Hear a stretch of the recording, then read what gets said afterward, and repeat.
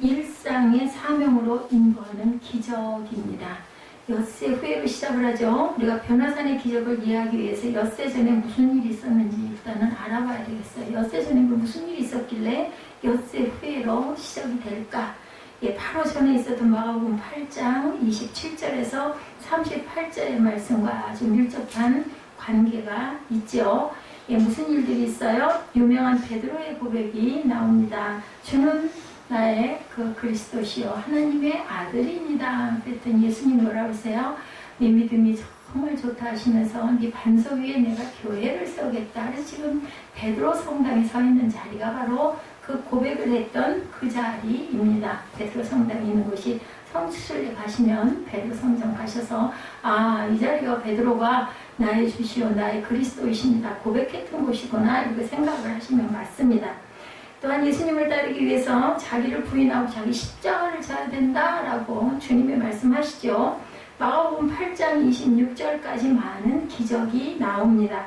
사람들이 예수님을 따라다니는 분명한 이유는 왜 그랬다고요? 기적이 많이 일어나니까 신기해서 그렇게 쫓아다니는 무리들이 많았다는 무리는 뭐예요? 군중들을 얘기를 합니다. 근데 예수께서 베드로의 위대한 고백 주는 그리스도시요 살아계신 하나님의 아들이라는 말을 들으시고는 인자가 고난을 받고 죽임을 당할 것이다. 8장 31절에 마가복음에 그렇게 말씀하시자 베드로가 대뜸 말하죠. 제자들이 받아들이기 참 힘든 상황이 된 거예요. 도대체 왜 돌아가시나이까 절대로 그리하실 수 없나이다. 그 얘기를 하니까 예수님이 베드로에게 뭐라고 그래요? 사탄아 내 뒤로 물러가라 라고 얘기합니다.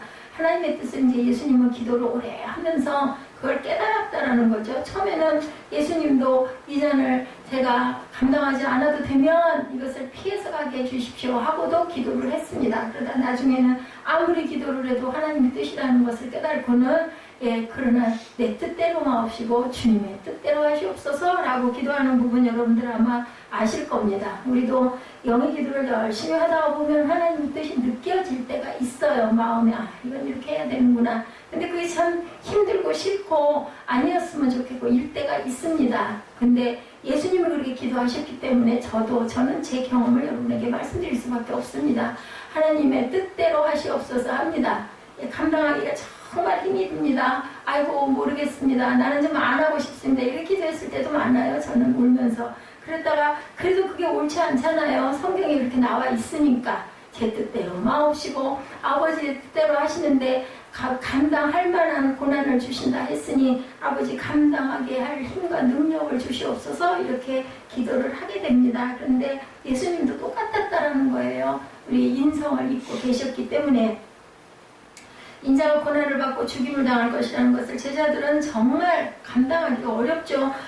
내가 생명처럼 정말 내 주요 그리스도시여 하나님의 아들이라고 따라붙어 3년을 다녔는데 이제 내가 십자가의 처형을 당해서 죽을 것이라고 그러니 그거를 아이고 그러십니까? 알겠습니다. 할 수가 있겠어요? 저 같아도 아마 베드로 같은 그런 고백을 했을 것 같습니다. 제자들이 예수님을 따라다니면서 보았던 것은 지금까지 정말 놀라운 일들인데 이제 돌아가셔야 된다는 거죠.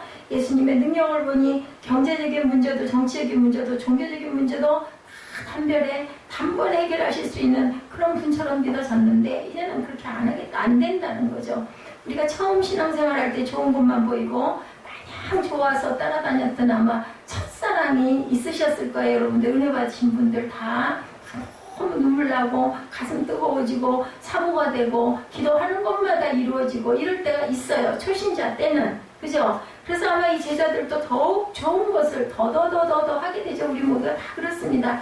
무엇보다도 그들이 꿈꾸던 새로운 나라에 대한 희망. 좀 이렇게 힘들고 이렇게 고난스러운 삶이 아니라 정말 복되고 잘 누리고 잘 먹고 잘 살고 문제 걱정 없는 그런 세상이 있었으면 좋겠다. 이게 유대인들이 다 말했던 그 메시아, 오실 메시아에 대한 그런 아주 기대였었어요. 근데 누가 예수님처럼 약하고 볼품없고 가난하고 능력도 없는 그런 한 어부의 어촌에 있는 구석의 목수의 아들로 태어났다는 걸 믿을 수가 있었겠느냐는 거죠. 보통 사람들은 그렇게 생각을 안 했는데 예수님이 조랑말 타고 그죠? 할 때 처음에는 막 호시안나 자기 옷을 벗어서 깔고 거기다가 그냥 그저 바닥에다가 그죠? 그 나무를 깔고 막 이랬던 사람들이 벼랑간에 확 변화가 되는 게 뭐예요? 아이고 아무런 능력도 없고 조랑말이나 타고 아주 정말 웃기는 모습이네 하고는 예수님 등을 지고 못 박으소서 소리를 바로 그 주일에 며칠 후에 닷새 후에 그런 일이 일어나는 그 사건이 있을 줄 누가 알았겠느냐는 거죠. 그 전에 예수님께서 내가 이제 십자가에 못 박히리라 라고 하신 그 시점입니다.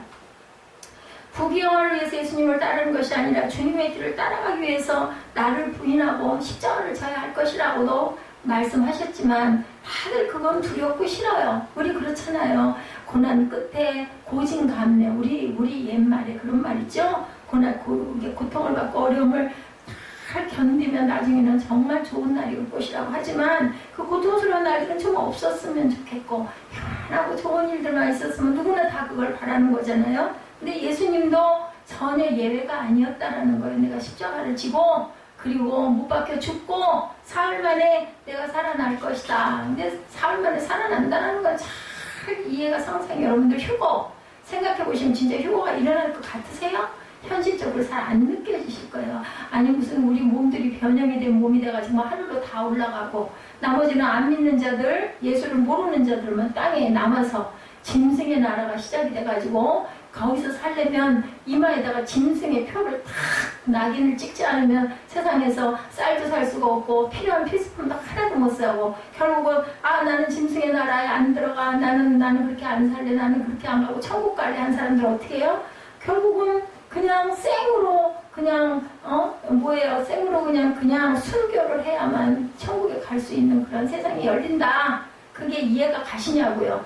아니 멀쩡한 몸들이 다 들림을 받아서 하늘로 우리 무거운 몸들이 보통 50kg, 60kg, 그냥 70kg 우리 상별 같은 경우에 그 몸이 붕 떠서 하늘로 올라간다는 거 여러분들 생각해 보시면 분명히 계시록에 나와 있지만 현실감이 나냐면 지금 예수님을 따르던 제자들도 마찬가지예요. 왜냐하면 우리는 성경을 보고 그걸 믿나이다고 믿지만 그 시대에 성경이 없었을 때 예수님이 십자가에 못 박기 전일 때 왜 못을 박히냐고 이런 기적을 잘 이뤄내시고 5,000명도 먹이고 12광주리에 음식도 막 거두고 그죠? 기적 막 아픈 자들도 말만 하면 병이 버쩍버쩍 나왔고 죽었다가도 막 살아나고 나사로도 살아났잖아요. 이런 일을 일으키는 하나님의 아들이라는 예수님이 우리가 하늘처럼 받들고 다녔는데 돌아가신다니 그럼 무슨 부활이 있냐고 살아나겠냐고 그 부분에 대한 것은 기대할 수가 없는 거고 정말 싫은 거죠. 그건 아니었으면 좋겠는 그런 심정들입니다. 우리가 하나님을 믿는다는 것은 더는 제정신으로 살지 않겠다라는 결단이기도 해요. 그래서 똑똑하신 분들은 이성적으로 생각하시는 분들은 그래 보면 훌륭한 사람들이 예수를 믿는다고 그러고 순교도 하고 재산도 다 바치고 아주 명망 있고 훌륭하고 유명한 사람들이 막 어느 날 갑자기 선교사들이 돼가지고 그저 오지로 가서 자기 재산을 다 풀고 가족을 데리고 가고 그 도대체 미친 거 아니야? 이런 생각이 들 수도 있어요. 근데 그 사람들은 왜 그러겠느냐 생각을 하면 그게 그럴 것도 같기는 한데 도대체 성경을 보면은 모두 다 내가 생각하는 거하고 거꾸로만 하라고 하니까 원수를 맨날 사랑하래 있는 걸 다 퍼주래 무조건 용서하래 그게 우리 생각과 우리 사고방식으로 되겠느냐는 거죠. 제가 전날 상담학에 대한 레포트를 써서 아주 힘들게 몇 날 며칠을 애를 써가지고는 써서 냈습니다. 근데 일반 상담학하고 심리 상담에서 기독교적, 목회적 상담하고는 어떻게 보면 부딪히는 충돌하는 부분이 있는 거예요. 그게 바로 예수의 사랑입니다. 근데 어때요?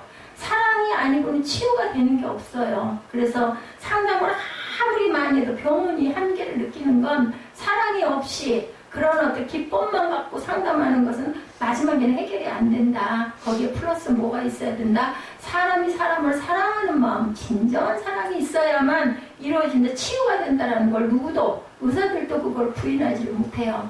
그래서 가끔 병원에서도 기적이 일어나잖아요. 암세포가 어느 날 갑자기 엄청나서 수술로도 불가능했는데 다 일어나는 건 아닌데 때로는 도대체 어떤 그 의사는 그렇게 얘기하더라고요. 그건 기적이 아니라 의학이 아직 점령하지 못한 부분인데 그걸 우리가 아직 증명하지 못한다. 그러니까 그것은 누구의 손에 있다? 우리를 창조하신 창조주 하나님의 손에 있다고 밖에 할 수가 없는 거죠. 그래서 이런 일들이 일어나고 있는데 여기서 지금 하나님께서는 예수님께서는 나는 이제 십자가에 못 박혀 죽을 것이다. 아니 누가 좋다고 하겠어요. 다들 싫다고 하죠.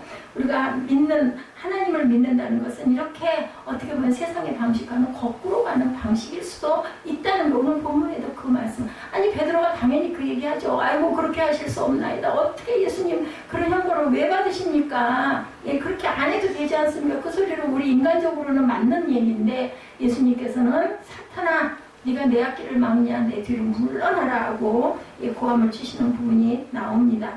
우리가 이 세상 속에서 세상 사람들과 같은 논리를 가지고 하나님의 방법으로 살 수 없다라는 거예요. 그렇기 때문에 그렇게 자기의 그 생각을 믿는 사람들 그리고 자아가 강한 사람들은 예수를 믿기가 어렵고 성령을 받기가 어렵다라는 거. 그래서 어떤 심령이어야 한다 그래요. 아이와 같은 심령. 우리 아기들 보면 어때? 단순하잖아요. 그죠? 그냥 엄마가 우주예요. 우주.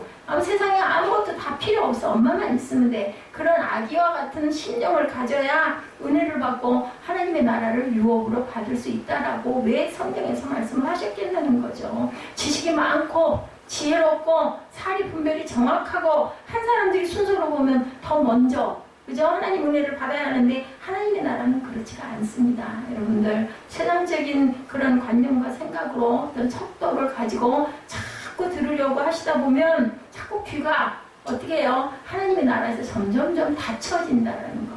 눈이 닫혀진다라는 것을 생각하시기 바랍니다. 그리고 훈련하셔야 돼요. 뭐라고 얘기해요? 힘쓰라고 나와요. 성경에. 힘써 알아가라고 얘기합니다. 그냥 너희들 들으면 아주 달콤하게 들릴 것이라고 안 해요. 힘써 알자. 호세아도 이렇게 고백하죠. 오죽이 나왔는 선지자 같은 사람도 야훼를 힘써 알자라고 얘기를 하겠습니까? 알라가 아니에요. 알자라고 얘기해요. 예, 호세아 같은 선지자도 하나님의 영을 받는 그런 하나님이 특별히 불어서 세운 사람도 고백할 때 우리가 힘써 알자. 우리 함께 저도 똑같습니다. 여러분들보다도 훨씬 못났죠. 이렇게 뒤늦게 은혜를 받아가지고 몸에는 감당할 수 없을 만큼의 그 부담을 지금 안고도 이렇게 하루하루를 가면서 저는 요즘에 하루하루가 기적이에요. 기적. 여러분들은 아마 잘 모르실 거예요. 본인이 아니면 알 수 없어요. 그냥 뭐 그렇겠거니 아이고 어떡해 뭐 이 정도죠. 다 아니 본인이 아니니까. 근데 저는 하루하루가 기적입니다. 어떤 날은 눈을 뜨면 조금 나을 때가 있고 어떤 날은 오늘 같은 날은 정말 도대체 이거 어떡하나 이런 생각이 들어요. 근데 겁은 안 나요. 하나님 계시니까 어떻게 결론이 나든 데려가시든 땅에 놓으시든 설마 아니 내가 정말 감당할 수 없을 만큼의 고통을 주실까 물음표입니다. 일단은 또 그것도 감당해야 되면 감당할 수 있게끔 하시겠죠. 감당하다 데려가실 수도 있으실 것이고 그걸 뭐 제가 뭐 발을 동동 누가 알았겠어요? 20년 전에 이런 것을 알았더라면 제가 그렇게 담당했겠어요? 몰랐으니까 빼고요 보죠. 앞에 눈앞에 지금 깜깜해. 네, 엊그제 제가 누구한테 안개 얘기를 잠깐 했습니다. 제가 그 안개 얘기 미혹을 당했던 일이 새벽에 우리 동네 아파트를 찾아가는데 새벽인데 어디 마을에 제가 지금 이렇게 막 길치에다가 겁을 벌벌 내는 사람이지만 그때는 내비게이션이 없을 때였죠. 지도책 보고 다니고 그냥 막 얘기 듣고 다니고 할 때 제가 거의 아주 그 산골 이런 데 빼놓고 갈 수 있는 데를 전체를 우리나라를 거의 반 이상을 차로 혼자서 몇 박 며칠을 돌면서 진짜 뭐 겁도 없었죠. 그 나이대가 40대였나 50대였나 그랬던 것 같아요. 그렇게 해서 돌아서 딱 집 앞에를 도착했는데 중간중간에 친구들이 있었어요. 그래서 맞이해주고 하룻밤 잘 재워주기도 하고 같이 뭐 어디 그 유명한 데를 둘러보기도 하고 그렇게부터 다음 목적지로 갈 때는 그쪽에 있는 친구에게 연락을 해가지고 길 안내도 받고 이제 그렇게 해서 다녔습니다. 그리고 중요한 데를 둘러보고 그렇게 하고는 돌아오는데 집 앞 주변에 왔는데 굉장히 안개가 끼었어요. 그게 시흥이었던 것 같아요. 제 기억에. 시흥이었는지 그 전 지역이었는지 모르겠는데 어쨌든 동네가 안개가 자욱해가지고 한 채 앞이 안 보여요. 볼 수가 없어.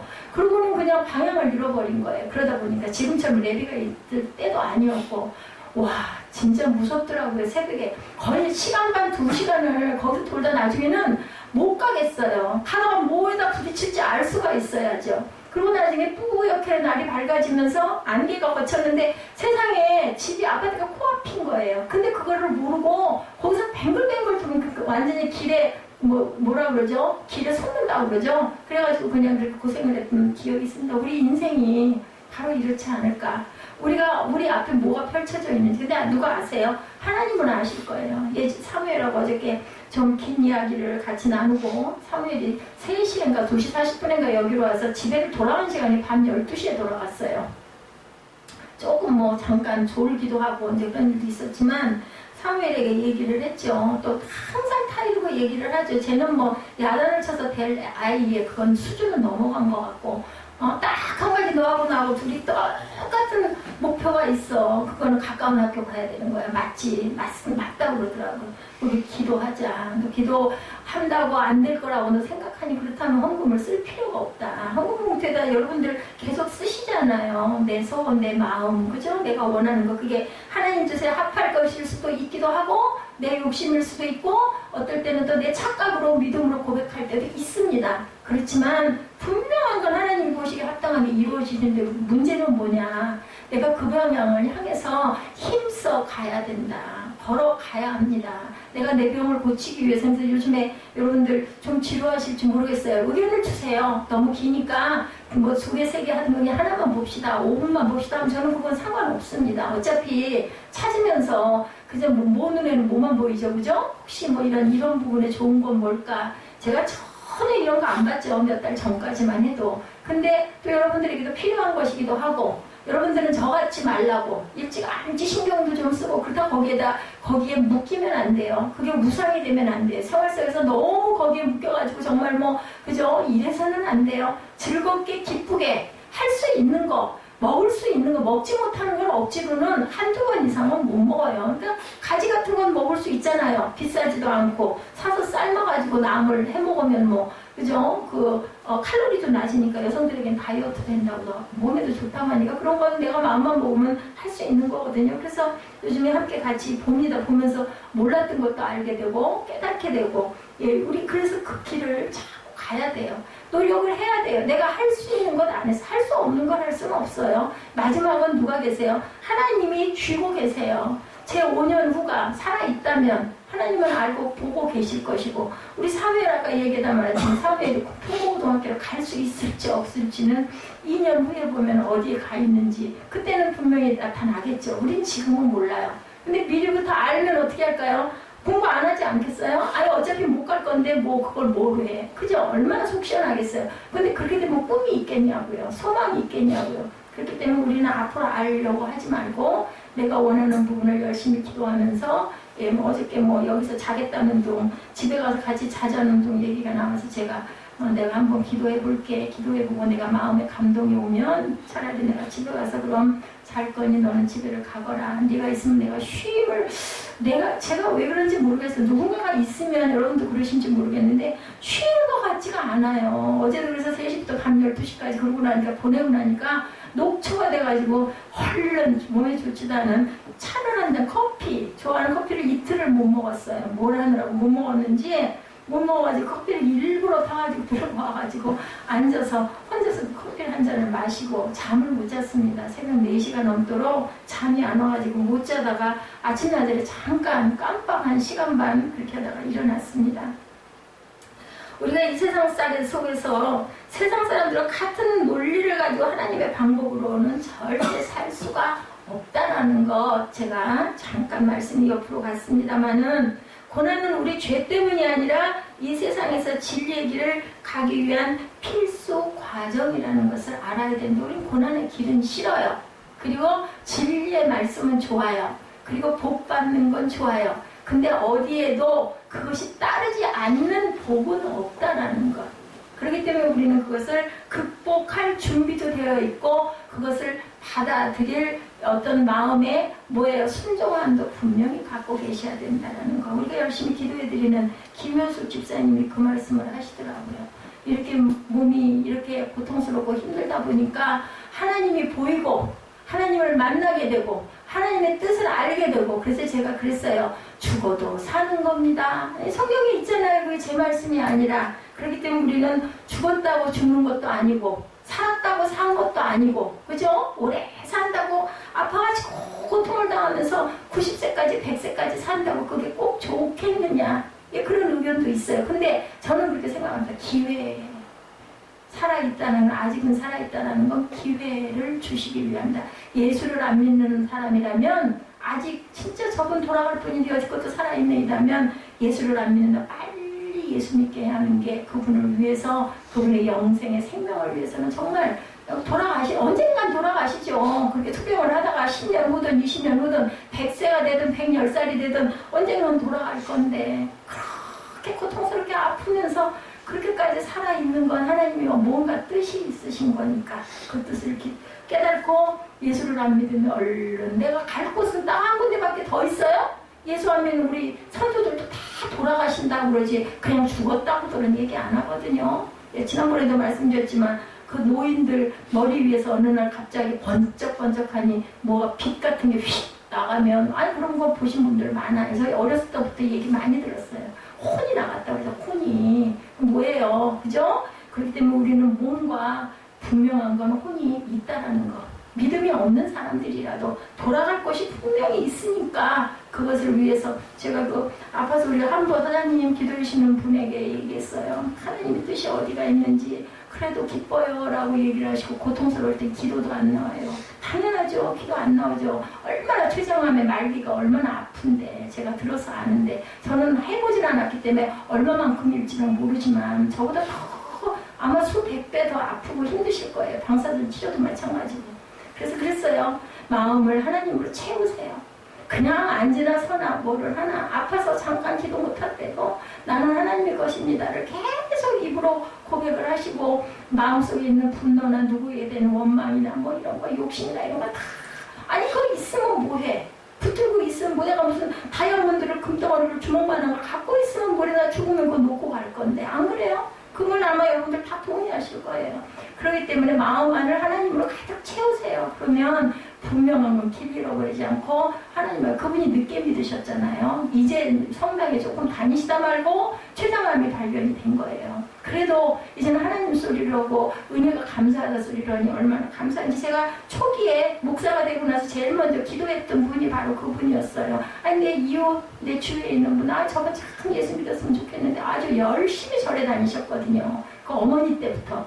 그랬는데 전혀 아니더니 오늘 갑자기 어떤 계기가 있어서 나 그냥 성당에 나가요 해서 얼마나 내가 감사했는지 모릅니다. 그런데 성당에 나가자마자 얼마 안 돼갖고 췌장암이 걸려가지고 방사선 치료를 이렇게 받고 있다라고 얘기를 듣고는 깜짝 놀라 누가 알았겠냐고요. 그러고 또 저는 또 저대로 그 이후에 이렇게 아픔을 겪다 보니까 주변에 아픈 분들 보면 예사롭게 보이지가 않습니다. 얼마나 아플까 얼마나 고통스러울까. 제가 김혜숙 집사님에겐 그랬습니다. 저보다 복되세요. 사랑하는 자녀들이 엄마 손을 기다리는 딸들이 둘이나 있고 사랑하는 남편이 옆에서 그렇게 극진히 보호하고 사랑하고 그리고 살아있기를 원하면 분명히 살아있기를 원하는 사람이 있으면 오래 사실 거라고 나보다 저보다 땅에서 오래 계실 거니 걱정하지 말라고 제가 이렇게 위로를 했는데 그게 그냥 입에 바른 위로가 아니라 제 진심에 마음에 우러나는 위로였습니다. 여러분들 주변에 가족들 아프신 분들 계시면 저 지금 휴가 중이기도 하잖아요. 한 번쯤은 한번 찾아뵙고 평소에 그분이 좋아하시는 거 비싼 게 아니면 어때요? 그죠? 찾아뵙고 따뜻하게 위로하시기를 바랍니다. 이게 바로 예수 믿는 사람의 모습이에요. 안부 한마디 뭐 요즘에는 전화 잘 안 하죠? 카톡 문자 마냥 안부 한번 어떻게 요즘에 잘 지내시냐고 식사는 잘 하시냐고 한마디 따뜻하게 그래서 큰 위로가 되고 소망이 됩니다. 나 살아있기를 바라는 사람, 나를 기억해주는 사람이 이렇게 있구나. 그 생각을 하면은 소망이 생기죠. 어떻게든지 내가 좀 낫고 어떻게든지 해서 내 몸을 좀 보호해야 되겠다. 왜냐하면 하나님이 주신 생명을 소중한 생명을 내가 세상 살아가면서 잘못 관리를 해서 그죠? 일찍 아프고 일찍 고통을 받고 일찍 저도 마찬가지로 몸이 무너지는 거는 하나님께 불충이에요. 부모에게도 마찬가지. 자녀가 뭐 어디 옛날에 그랬대죠. 머리도 내 맘대로 못 자르고 손톱 발톱도 내 맘대로 못 잘랐다고 그래요. 왜냐하면 부모가 주신 몸이기 때문에 하물며 하나님이 부모도 주셨고 하나님이 나도 부모를 통해서 낳아주셨다면 우리는 내게 없어요. 우리 몸도 우리 혼도 우리 영도 하나님의 것인데 세상을 잘 살았으면, 적절하게 잘 살았으면 제가 지금 이렇게 키가 이렇게 많이 줄어있고 이런 모습이 됐겠어요? 정말 제가 잘못한 거죠. 우리가 적당할 줄 알아야 된다. 처음 신앙생활을 할 때 좋은 것만 보이고 마냥 좋아서 따라다녔던 것처럼 이 베드로와 이 제자들도 마찬가지였다라는 거죠. 하나님의 뜻을 이루며 사는 것을 이제 예수님께서는 열심히 가르치는 것입니다. 부귀영화를 위해 예수를 따르는 것이 아니라 주님의 길을 따라가기 위해서 나를 부인해야 되고 십자가를, 누구의 십자가를? 자신의 십자가를 지라는 거예요. 자신의 십자가.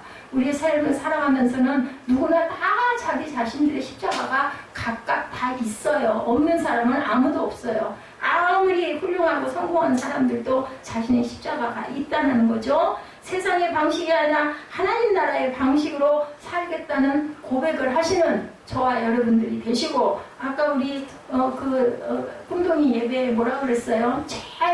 제일 나쁜 게 뭐라고? 두려움이라고 얘기했다고 그러죠? 두려움에서의 해방될 수 있는 저와 여러분들이 되셨을 때 우리에게 하나님께서는 살아갈 수 있는 힘도 주시고 능력도 주신다라는 거. 제자들과 함께 변호사에 오셔서 십자가의 길을 준비하는 때가 된 거예요. 이제는 오늘 본문이 예수님은 수많은 군중이 따르는 것을 보시고 십자가의 길을 말씀하시지 않았어요. 뭐라 그랬어요? 주는 그리스도시요 살아계신 하나님의 아들이라고 고백한 베드로와 제자들에게 십자가의 길을 말씀을 하셨다라는 것을 여러분들 기억하시기 바랍니다. 십자가의 길은 모든 사람에게 열려있지만 모든 사람에게 그 길을 가도록 요구하지는 않는다는 겁니다. 이 본문이 적어도 예수님을 자기 삶에 뭐로 고백하는 사람들, 나의 주인입니다. 주로 고백하는, 로드로 고백하는 사람들에게 주어지시는 길이 바로 십자가의 길입니다.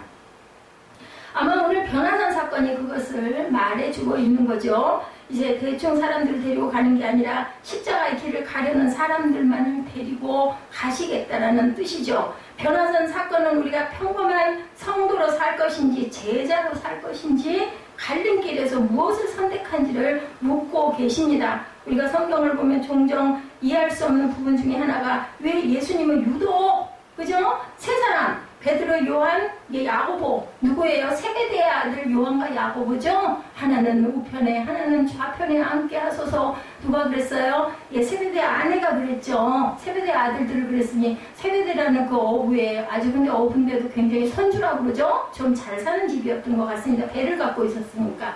그 엄마가 그렇게 아들들을 하나는 예수님 오른손, 하나는 예수님 왼쪽, 그러니까 옛날로 말하면 좌청령 500호 이런 자리에 앉게 해달라고 어떤 벼슬을 생각하는 그런 엄마였지만 저는 그 어머니의 심정을 알 것 같습니다.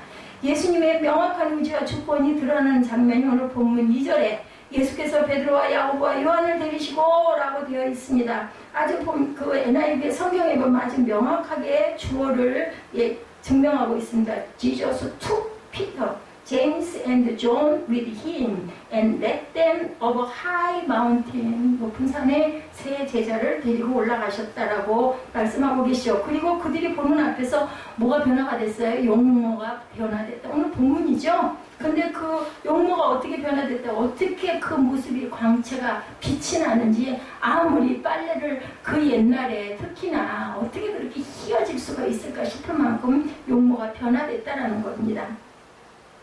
베드로는 수제자의 역할을 하는 사람이고 예수님이 순환을 당하시던 때 재판정에서 예수님을 부인하는 죄를 범했어요. 여러분 다 아시죠? 자, 그래 어린 소녀가 물어보는데 나는 몰라. 나 그 사람 몰라. 3번이나 부인을 하죠. 어쩌면 베드로가 당하게 될 그 일들과 그가 곧바로 나가 통곡하며 회개할 수 있었던 것이 변화산의 체험과 연관이 되어 있는 건 아닐까 싶습니다. 야고보는 예수님의 제자 중 예루살렘에서 최초로 순교한 사람, 제일 먼저 순교했어요. 야고보는 아마도 박해 시대를 지나는 동안 그가 믿음을 지키고 첫 번째 순교자가 될 수 있었던 힘이 아마 변화산 체험 때문 아니었을까. 거기에서 엘리야를 봤잖아요. 그리고 예수님이 형상에 변화된 기적을 보았기 때문에 그리고 첫 번째 순교를 할 수 있지 않았을까. 그것도 어디 가야 알아요? 천국 가서 물어봐야 알아요. 야고보한테. 그래서 순교할 수 있었어요? 하고 물어봐야 알아요. 우리는 짐작할 뿐입니다. 자신들이 원하던 메시아가 아니라고 사람들이 떠나갔지만 명확하게 들었던 음성과 변화된 모습을 가슴에 담고 지도자로서의 자리를 지켰을 수도 있을 것이다 인 겁니다. 예수님이 십자가에 달리실 때 유일하게 십자가 아래 있었던 사람 요한이에요. 그리고 예수님께서 마지막 요한을 부탁했던 사람이 바로 그 세 사람 중에 하나라는 것이 우연은 아니죠. 요한은 남이 아니에요. 인척이기도 했어요. 그리고 모든 제자들은 다 도망갔기 때문에 없었어요. 그랬기 때문에 요한이 마지막까지 살아서 요한복음을 이렇게 자세하게 세세하게 기록할 수가 있었고, 오늘 우리가 요한 2서를 공부했지만 요한 1, 2, 3서 계시록까지 쓸 수가 있었다라는 거죠. 어떤 신학자는 다른 제자들이 변화산의 사건을 보았다면 이해할 수 없었을 것 같아서 셋만 데리고 가셨고, 본문 9절에 말씀하셨던 것처럼 아무에게도 이르지 말라라고 하는 건 역시 아직 때가 되지 않았기 때문이라고 우리가 생각할 수도 있지만, 분명한 것은 이들이 변화산에서 겪었던 체험으로 말미암아 끝까지 자신의 길을 가고 사명자의 삶을 살 수 있었다라는 것이 중요하다. 여러분들 성령을 받으신 분하고 성령 체험이 없으신 분하고는 달라요. 중간에 옆길을 갈 수도 있지만 결국은 돌아옵니다. 아, 내가 분명히 그런 은혜가 있었지. 그거는 절대로 잊어버릴 수가 없어요. 그런 체험이 없는 사람들은 아, 그렇다는데 하고 사모하다가 그걸 끝내 그것을 그런 체험을 못하면은 그 체험을 했던 사람하고는 좀 많이 다릅니다. 신앙생활 하는 것 자체가.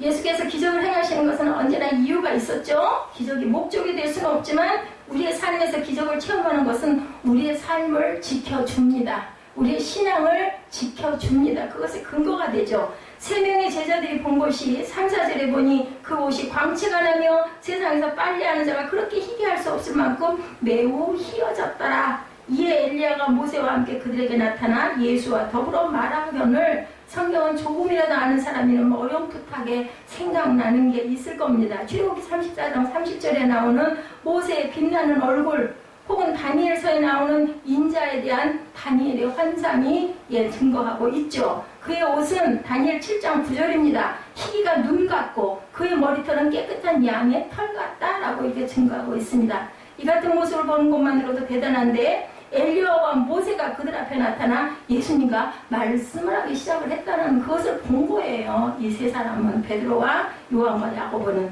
엘리야와 모세는 이스라엘 백성들이 가장 존경하는 선지자였거든요. 모세는 선지자 중 처음으로, 엘리야는 선지자 중 마지막으로 하늘에 들려 올라간 사람이죠. 하나님의 모습을 대면하여 보았던 이 두 사람이 예수님과 이야기하는 장면을 본다는 것은 제자들이 정말 평소에도 꿈꾸던 모습이 아니었을까. 만약에 여러분들이 그 체험을 하셨다면 어떠실 것 같아요? 춤추실 것 같지 않으세요? 그러자 베드로는 갑자기 예수님께 이런 제안을 하죠. 5절 6절에 오늘 본문입니다. 베드로가 예수께 고하되 랍비여, 우리가 여기 있는 것이 좋사오니 우리가 초막 셋을 짓되 하나는 주를 위하여, 하나는 모세를 위하여, 하나는 엘리야를 위하여 하사이다 하니, 이는 그들이 몹시 무서워함으로 그가 무슨 말을 할지 알지 못함이더라. 베드로가 예수님께 말하는 것은 어때요? 즉흥적이고 아주 용감무쌍하고 굉장히 감정적이에요. 베드로는, 그죠? 성격이 급하기도 하고 우리가 그런 모습을 많이 봅니다. 하나님이 행하신 기적을 보던 것이 믿음이 아니라 그 기적이 무엇을 말하는지를 깨닫게 될 때 진정한 믿음이 시작되지 않을까. 우리가 그렇기 때문에 어떤 기적이 일어났을 때, 어떤 신비의 체험을 했을 때 체험이 중요한 것이 아니라 왜 내가 이 체험을 했을까? 왜 내가 이런 질병을 앓을까? 이거를 생각해 봐야 한다. 내가 왜 이 고난을 받을까? 내가 왜 이런 환경에 있을까? 이것을 생각해 봐야 돼. 원망하고 불신하고 아무 소용없어. 아무런 도움이 안 돼요. 그렇게 해가지고는 어떤 해답도 얻을 수가 없어요. 그러면 왜 나는 이런 환경이고 왜 나는 이런 일들이 일어나서 지금 이 자리에 있을까를 하나님께 묵상하고 구할 줄 알아야 된다. 그리고 절대로 부정적인 사고를 하는 사람들은 소망을 품고 갈 수가 없다라는 본인에게 마이너스예요. 그런 마음을 품지 마시기 바랍니다. 하나님이 행하시는 기적을 보고 엉뚱한 일을 생각할 수 있다는 것이 흥미롭죠. 그동안 기독교 역사를 통해서 하나님의 기적을 경험했던 많은 사람의 믿음의 본질을 벗어나서 잘못되었던 이유가 바로 여기 있어요. 가장 심각한 오류 중에 하나는 기적이 일어나는 장소에 초막을 짓고 머무르려는 생각입니다. 초막을 짓고 난 그 자리에 있을 거야. 기적의 장소와 사건을 보존하고 자랑하려는 마음, 혹은 자신의 것으로 소유하려는 인간에게 다 있어요. 그래서 유적지가 있고, 그래서 성당도 그 자리를 기념하는 예수 기념교회 그 자리, 예수님이 태어나셨던 그 말고요 그 자리에 예수 기념교회가 세워져 있는 거예요. 사람들이 그런 마음, 기념하고 싶으니까 당연한 마음이 나쁜 마음 아니에요. 그거는 이 자리가 그 자리였구나. 십자가의 고난의 길, 그죠? 그 길도 다 여기서 쓰러지셨고 여기서 어땠고 이런 부분의 것들을 그게 기록해 놓은 부분에 서 사람들이 성지순례라는 그 자리를 꼭 가서 보려고 합니다. 그리고 어때요? 그 카타콤 지하에 뭐 30층, 60층 내려갈 수 있는 데까지 내려가면서 그냥 뭐 예수를 깊이 안 믿던 사람도 성지순례 갔다가 거기 가가지고 요새 기도하시던 자리에 그 얘기를 들으면 그냥 그 자리에 들어서면서 통곡을 한다고 합니다. 우리 마음에는 하나님의 마음이 있기 때문이에요. 하나님을 사모하는 마음이 있기 때문에 기적의 장소와 사건을 보정하고 자랑하라는 마음이 결코 나쁜 마음은 아니에요. 그래서 되게 기적을 경험한 사람들이 편협해지죠. 자신의 체험에 집착합니다. 나는 이런 체험도 했고, 나는 이런 기적도 일어났고, 나는 이런 병 치유도 받았고, 막 그걸 자랑하게 되죠. 하나님 처음에는 하나님의 영광을 위해서 하다가 나중에는 이제 내 영광이 돼버리는 거죠. 병 고침을 하는 사람들도 마찬가지입니다. 다른 사람을 인정하지 않을 뿐 아니라 이제 행하신 하나님의 기적도 기대하지 않게 됩니다. 나는 이렇게 돼서 내가 이룰 수 있었다. 이제 내가 막 자꾸 살아 일어나는 거죠. 분명 하나님이 행하시는 기적을 체험하고 났는데 더는 하나님의 행하심을 인정하지 않는 인간의 완악합니다.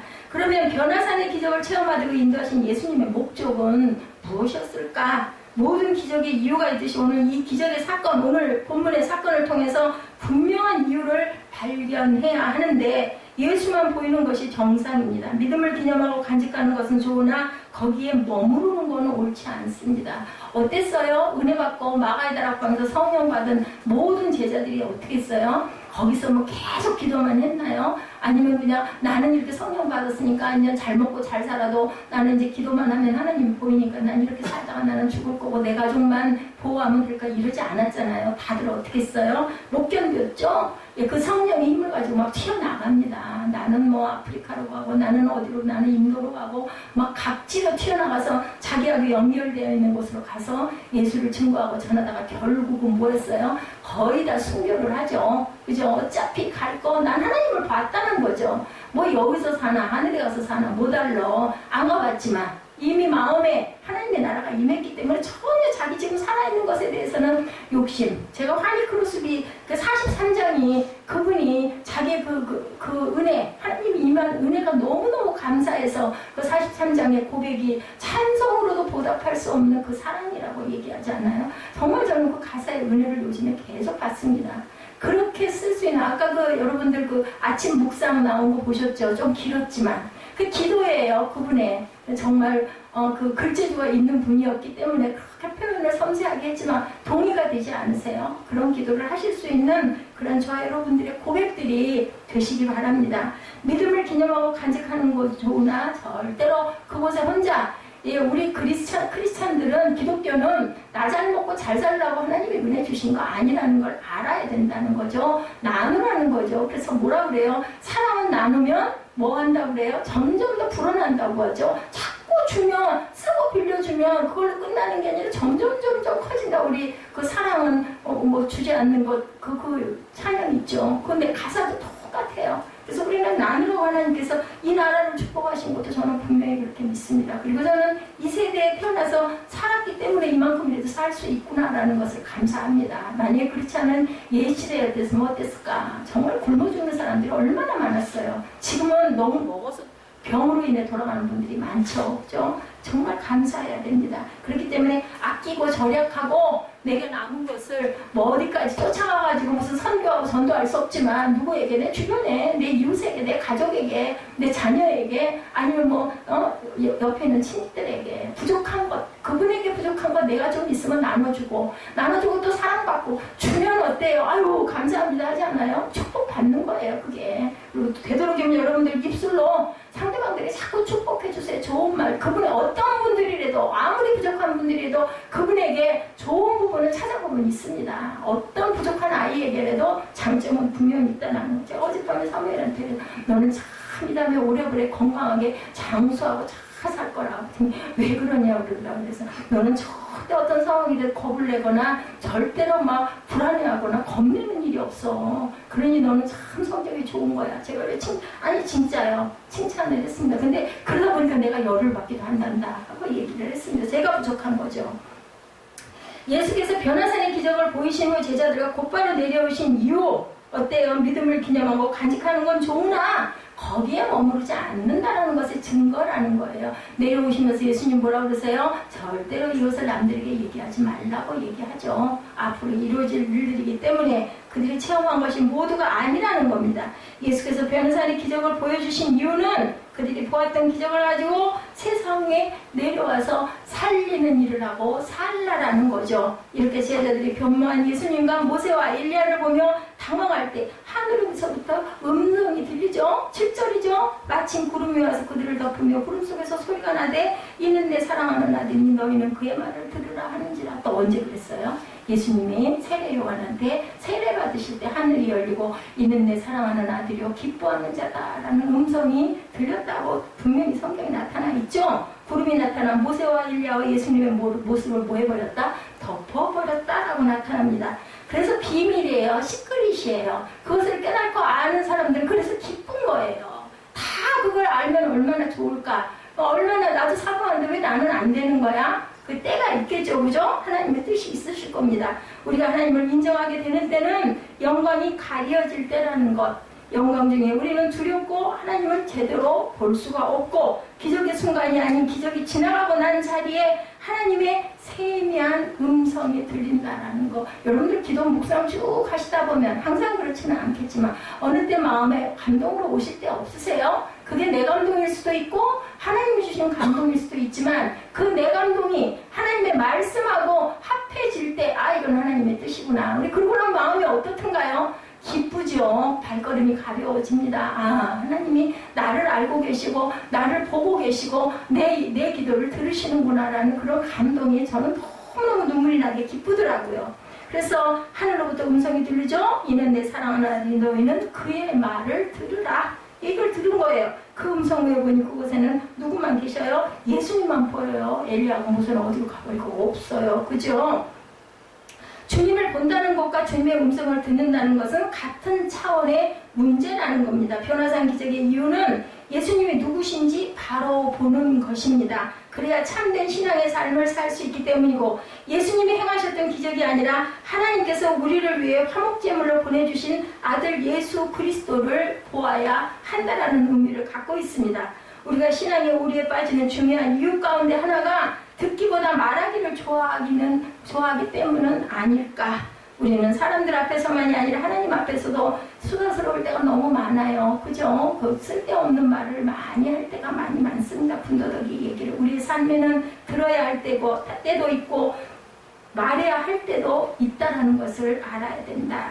우리에게 귀 2개를 주시고 입을 하나 주신 것은 말하는 걸 조금 들으라는 거죠. 많이 듣고 많이 들어주고 말은 더디게 하라는 뜻이라는 거죠. 우리가 하나님께 기도할 때도 아뢰는 기도와 듣는 기도가 조화를 잘 이루어야 된다. 그런다 그러죠. 재밌는 얘기가 있죠. 막 기도하죠. 1시간에 그냥 땀을 쩔쩔 흘리면서 우리 그 집사님들 중보기도 하시는 그 집사님들 권사님들 막 열심히 장모님들 기도하시는데 기도하면 급해. 다음에 갈 데가 어디가 있어. 뒷일이 있어. 다들 뭐 예배 드릴 때는 예배 그 시간에 드리지만 뒤에 다 스케줄이 다 있죠.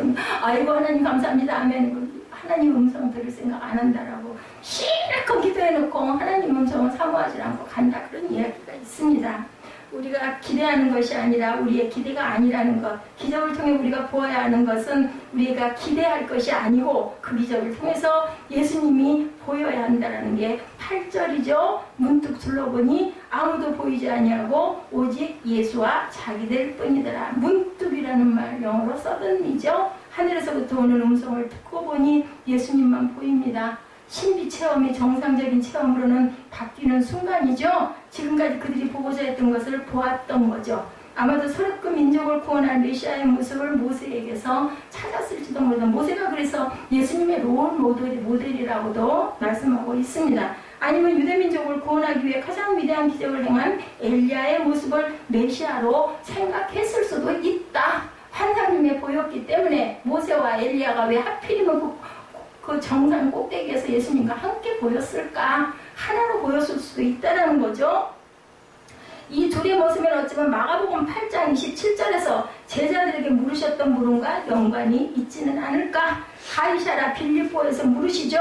세상의 왕을 위하여 만든 도시에서 물으십니다. 사람들이 나를 누구라 하느냐? 이 질문하신 거 여러분 기억하시죠? 이 물음에 대해서 제자들이 대답하죠. 어떤 이는 엘리야라고 하고 어떤 이는 세례 요한이라고 하고 어떤 사람은 선지자 중에 하나라고 하지만 이 대답에 혹시 제자들이 꿈꾸던 예수님의 모습은 아니었을까? 그렇게 엘리야처럼 모세처럼 선지자처럼 그런 분이 아닐까? 그런 기대, 그죠? 그들이 변화산에서 모세와 엘리야를 보았던 이유가 어쩌면 예수님과 함께 있었던 그 누군가에게서 그들이 보고 싶었던 사람은 아닐지 모르겠다는 거죠. 우리가 종종 그런 간증을 듣죠. 내가 본 천국 얘기하는 거 듣죠. 그래서 그분들이 뭐 괜히 그렇게 거짓말을 일부러 다 하지는 않을 것 같아요. 환상 중에 보았던, 착각 중에 보았던, 꿈속에서 보았던, 진짜 봤으니까 본 걸 이야기를 할 것입니다. 뿌리는 그럴 거예요. 그런데 그들의 간증을 듣다 보면 천국이 정말 저런 곳일까 하는 의문이 들기도 합니다. 진짜 황금길이 있고 진짜 그런 모습들로 그렇게 하고 있을까? 그런 생각 여러분들 다 해보셨을 거예요. 그런 거 너무 많죠. 동영상에도 많습니다. 근데 모르겠습니다. 저는 그런 모습을 봤기 때문에, 그죠? 그게 늘상 그게 보이는 건 아닙니다. 어떤 때 필요한데 하나님께서는 꼭 그걸 보여주고 증명을 해주십니다. 아, 그러면 저는 어떠냐면, 아, 그렇구나. 아, 이게 하나님의 뜻이구나. 뭐 그게 제 착각일 수도 있고 저 환상일 수도 있지만 그럴 때 기쁨이 올 때 그건 하나님의 뜻인 거죠. 그리고 남에게 피해를 주는 게 분명히 아니죠. 예를 들면 뭐 이 성전을 이렇게 해서 만들어서 그죠? 인테리어를 할 때 바깥에 써있는 벽, 글씨 저런 것들은 저는 제 환상 중에 본 모습들입니다. 이 교회의 색깔, 그리고 말씀 이런 부분들을 하나님이 주셨습니다.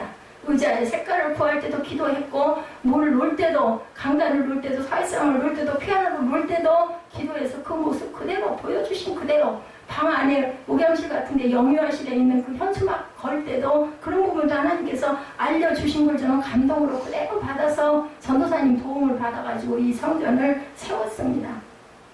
지금 우리의 지식으로 표현하지 못하죠. 우리가 가게 될 천국이 어떤 곳인지 우리는 알 수 없습니다. 하나님과 우리가 누리게 될 정말 좋은 것, 지금 우리의 생각으로는 다 할 수 없는 것, 분명히 천국을 있다라는 것을 저는 여러분들에게 정말 말씀드릴 수 있습니다. 봤기 때문에. 그리고 이 왼쪽 벽, 제가 본 쪽에서 왼쪽 벽이죠. 어떤 환상 중에 이 왼쪽 벽이 금색이 나는 반짝반짝 빛나는 황금벽으로 제가 언제 이전을 해야 되지 않나. 너무 사람들이 안 올라오니까 사람의 생각이겠지만 그거 가지고 기도했을 때 왼쪽 벽이 황금벽으로 아무것도 없었어요. 그러면 여기 있어야 되는구나. 그랬습니다. 그럴 때마다 보여주십니다. 하나님께서는 제 착각일 수도 있습니다. 그렇지만 왜 베란간에 보통 때는 아니다가 그 기도를 열심히 할 때 왜 보여주실까? 그 성령께서 나를 미련한 나를 알게 해주시는 분 아닌가. 제가 이렇게 병중에 있게 되고 몸을 온전하게 쓰지 못하게 될 줄 아시고 집에서 더 먼 데가 아니고 더 큰 데가 아니고 내가 감당할 만한 아직은 제가 이 성전을 감당을 합니다. 여러분들 모르시지만 제가 조금 힘이 날 때는 여러분 뒤에 앉은 자리 사람들 안 왔는데 먼지가 뿌옇게 쌓여요.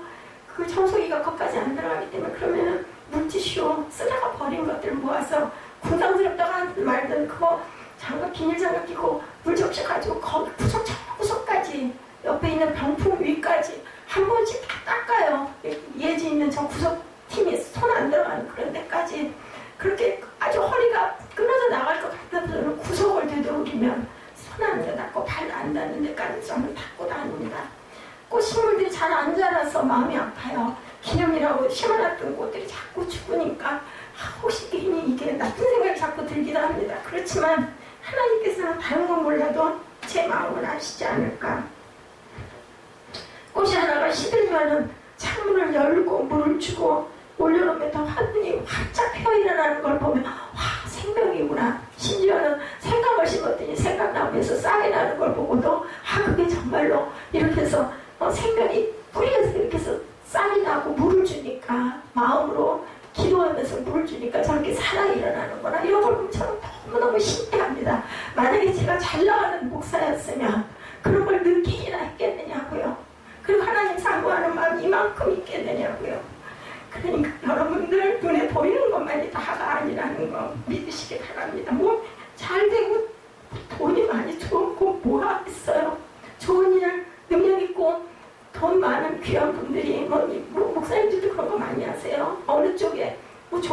나왔는데 거기가 뭐 예를 들면 건달 같은데 뜬다더라.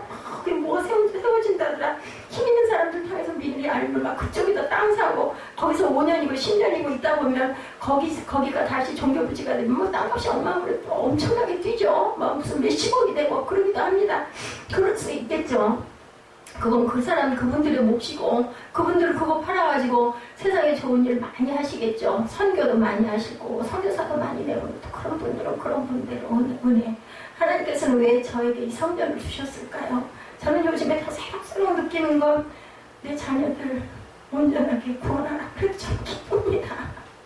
아들 하나가 지금 구원을 못 받는 것 같지만 나머지는 다 구원받았어요. 또 저 통해서 하나님께서 쓰신 거죠. 그래서 저는 너무 감사합니다.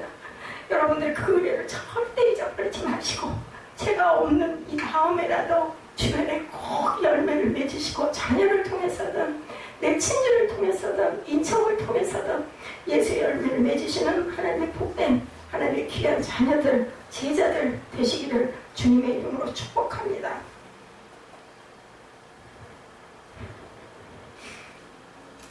감동은 좋은데 눈물이 나면 글자가 안 보여서 오늘 변호사의 신비의 체험은 제자들 다시 세상으로 보내기 위함이었다는 것. 여러분들 말씀을 들으시면 말씀 듣고 은혜를 받으시면 분명한 것은 주변에 영향을 끼쳐야 한다는 거예요. 무슨 대단한 선교가 아니어도 대단한 전도가 아니어도 내가 있는 자리에서라도 내 남편에게라도 내 자녀에게라도 온전하게 하나님의 성령의 길을 알리시고 모험으로 삶으로 보여주시면 됩니다.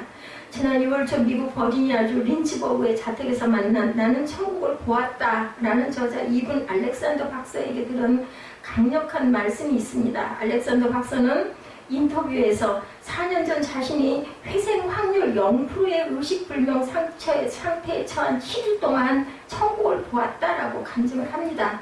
나는 왜 돌아와야만 했을까? 그분의 얘기예요. 그렇게 말로 표현할 수 없는 그 환경, 극치의 천국을 뒤로하고 왜 거칠고 불완전한 그러한 세상으로 이곳으로 내가 와야만 했는가? 거기에 대한 스스로의 답이 바로 오늘 보냄을 받았다라는 말이다. 알렉산더 박사는 이렇게 토로했다고 합니다. 나는 돌아가야만 했습니다. 가서 바라보고 와서 왜 보여주셨을까요? 가서 증거하고 전하라고. 왜 우리를 이 땅에 살게 하셨을까요? 왜 우리를 낳아주셨을까요? 예, 내 증인이 되라고. 그리고 빛이 되라고. 이미 여러분들은 빛과 소금이 되셨어요. 태어나면서부터. 그죠? 태어났기 때문에 눈을 뜨고 바라본 게 뭘 바라봐요? 빛을 제일 먼저 바라보시잖아요. 빛이 있으니까 사물이 보이는 겁니다. 그죠? 이런 것처럼 하나님께서는 우리에게 뜻이 있으셔서 세상에 보내줬고 보냄을 받았습니다. 각자 크고 작은 열매를 맺습니다. 제일 중요한 거. 내가 먼저 구원을 받아야 누구를 구원할 수 있다는 거. 내가 먼저 은혜를 받아야 하기 때문에 예수님께서는 제자들 중에서도 이 수제자들을 데리고 다니시면서 하나님의 나라를 보여주시고 그리고 바울이 흔들리고 힘들어할 때 천국을 보여주시죠. 3층 천까지 갔다 왔다라고 바울은 입을 다물겠다 어느 날인가 고백을 하는 부분이 나타납니다. 그곳은 내가 갔는지 안 갔는지는 모르겠지만 하나님의 나라를 나도 이렇게 보았느니라 라고 이렇게 그랬기 때문에 내 생명을 바쳐서 내 삶을 바쳐서 하나님의 나라를 증거했던 거죠. 내가 외면할 수 없는 소중한 사람들에게 그것을 전해야 한다. 그렇기 때문에 나는 돌아가야겠다. 이 박사님은 이렇게 얘기했다고 합니다. 내가 본 것을 알려야 했습니다. 지금 그것보다 더 중요한 일은 제게는 없습니다. 현재 알렉산더 박사는 의사로서 일도 잠시 접었고 명문 두쿠대 의대를 졸업하고 하버드대에서 15년 가르쳤던 화려한 경력도 아무런 의미가 없다. 궁극의 존재가 있다는 사실을 알리는 것, 지금 보고 있는 세계보다 무언가가 더 있다는 사실을 전하는 것이야말로 나의 소명이다 라고 고백을 했다고 합니다. 그것을 위해서 보냄을 받았다는 사실을 깨닫는 순간 그는 모든 것을 버릴 수가 있었고 더 중요한 것을 발견하는 사람은 덜 중요한 것, 아무리 세상에 보기에 대단한 것이라도 비울 수가 있는 거죠. 비슷한 말을 영성가인 헨리 나우엔도 합니다. 교통사고로 죽은 문턱까지 갔던 그는 수술을 받고 다행히 회복을 했습니다. 수술로 마취해서 깨어났을 때 그는 즉각적으로 깨닫고 자신이 보냄을 받았다는 사실을 나우엔은 이렇게 고백합니다. 마취에서 깨어나 아직도 세상에 살아있다는 것을 알았을 때 나는 즉각적으로 내가 보냄을 받았다는 사실을 인식했다. 사랑에 줄이고 목말라 있으면서도 결코 그것을 줄 수 없는 세상에서 그 사랑을 찾아 헤매는 사람들에게 모두를 품어주시는 아버지의 사랑을 알게 하라고 보냄을 받았던 것이다. 헬린 아우엔이 그 심리에 대한 상담에 대한 그런 책을 많이 썼습니다. 그래서 저희들 상담학을 할 때 그 헬린 아우엔의 책들을 많이 읽었거든요. 요한복음 1장 6절에 세례 요한의 정체성이 나오죠. 하나님께로부터 보내심을 받은 사람이 있으니 그의 이름이 요한이라고 합니다. 여러분들도 전부 보내심을 받은 분들이에요. 요한은 다름 아닌 보냄을 받은 자라는 뜻을 갖고 있어요. 요한이라는 이름 자체가. 어찌 보냄을 받은 자가 요한과 이분 알렉산더 헬린 아우엔 뿐이겠어요? 저와 여러분 모두가 땅에 보냄을 받은 사람입니다. 제한된 이 땅에서 해야 할 가장 중요한 질문은 보냄받은 그 목적대로 나는 지금 살고 있는가? 라는 질문을 하시는 저와 여러분들이 되셔야 되겠다. 크리스찬들이 교회를 넘어 이 세상 모든 영역 속에서 보내심을 받은 목적대로 사는 것, 그것이 부흥입니다. 우리가 부흥하면 교회 그 성도들이 많아지는 걸 부흥이라고 하지만 여러분들 영적 부흥은 바로 이게 부흥이다. 내가 뭔가를 깨닫고 내 자신을 돌아보고 나는 왜 이 자리에 있는가를 생각할 줄 아는 것이 바로 영적 부흥이죠. 아까 우리 찬양했죠. 499장 저 장미꽃 위에 이슬 3절입니다. 밤 깊도록 동산 안에 주와 함께 있으려 하나 괴로운 세상에 할 일 많아서 날 가라 명하신다. 주님은 세상으로 가라고 명하십니다. 변화산에 머물러 있고 싶은 욕망을 접고 거친 세상에 나가 그 땅을 변혁시키는 것, 그것이 보내심을 받은 우리의 소명입니다. 클 수도 있고 작을 수도 있습니다. 또 나 하나 잘 지키다 가까스로 지키다 가는 그런 분도 계십니다. 우리가 천국을 본 이유는, 우리가 기적을 체험하는 이유는 우리가 늘 경험하는 유혹이라는 것, 신비를 체험하면 신비한 곳에 머무르고 싶다는 것, 세상에 걱정과 근심이 있는 곳으로 다시 가고 싶지 않다는 것, 그건 누구나 다 같습니다. 그런데 주님께서 우리를 변화산에서 만나신 이유는 우리가 그 체험을 품고 세상으로 가라라는 뜻이라는 것을 우리가 알아야 한다. 그래서 주님은 변화산의 체험 이후에 제자들과 함께 세상으로 내려오셨고 그 산 아래는 귀신 들린 아들을 고치려고 제자를 찾아왔던 아버지의 이야기가 이어서 그 다음을 기록하고 있습니다. 변화산 아래에서 우리가 만나는 세상은 귀신 들린 자들이 있는 세상이라는 거예요. 세상이 평화롭고 아름다운 곳이 아니라 귀신 들린 자들이 있는, 믿지 못하고 상처받고 헤매고 울고 절망하고 암흑이고 깜깜한 곳, 그 세상으로 우리는 보내심을 받았다는 것. 그 세상에서 우리가 해야 하는 일은 하나님 아버지 이름으로 귀신을 쫓아내면서 사명을 감당하고 살아가야 하니 우리는 얼마나 전쟁과 십자가의 세상일까를 말씀을 드리지 않아도 여러분들 아마 아실 겁니다. 우리가 언젠가 하늘 가서 천국을 경험하며 살겠지만 지금 우리가 사는 세상에서 하나님 나를 만들어가라는 분명한 사명, 귀신 쫓아내고 그것을 깨끗이 청소하고 그곳에 십자가를 세우라는 거예요. 뭐 다 교회를 세우라는 뜻이 아니고요. 그 하나님의 나라가 아닌 세력들을 걷어내고 그곳에 하나님의 나라를 이루고 가라는 하나님의 뜻이라는 거.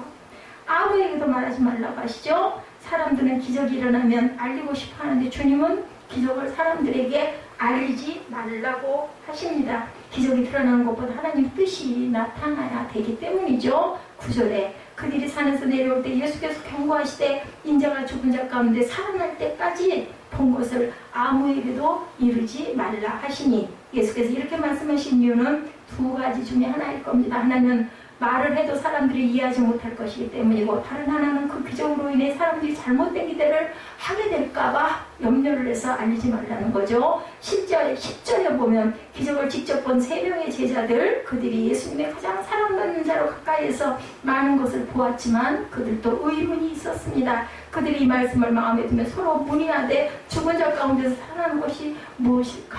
도대체 부활이 뭘까? 어떻게 죽은 자 가운데 살아날까? 그런데 예수께서 제자들에게 아무에게도 말하지 말라고 해서 정말 그랬을까요? 예, 이건 비밀인데 누가 얘기할 때 그러죠? 그러면 그 말까지 해요. 가가지고 비밀이라고 그랬어. 이거 딴 사람한테 얘기하면 안 돼. 그렇게 퍼져나가죠. 이것을 듣는 사람들이 이해하지 못한 게 문제입니다. 오늘 본문에 있지는 않지만 10절에 보면 변화산에서 일어났던 일을 가지고 제자들이 서로 문의하되라고 되어 있는데 NIV 성경에는